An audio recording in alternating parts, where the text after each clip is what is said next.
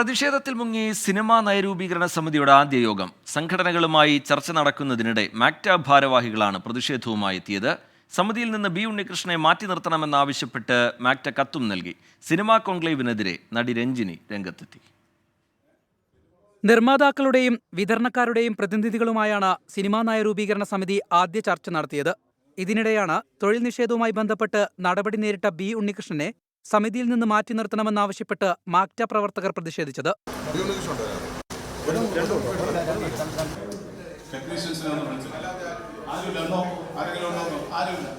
എല്ലാ പ്രശ്നങ്ങളും പരിഹരിക്കുമെന്നും എല്ലാ സിനിമാ സംഘടനകളുമായി ചർച്ച നടത്തുമെന്നും ചലച്ചിത്ര അക്കാദമി ചെയർമാൻ പ്രേംകുമാർ.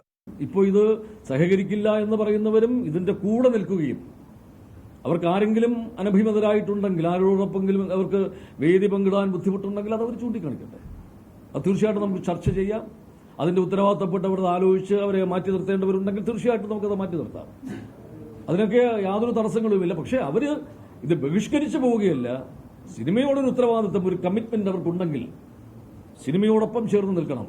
നവംബർ അവസാനത്തോടെ നടത്താൻ തീരുമാനിച്ച സിനിമാ കോൺക്ലേവ് നീട്ടിവെച്ചേക്കും. സിനിമാ കോൺക്ലേവിനെതിരെ നടി രഞ്ജിനി രംഗത്തെത്തി.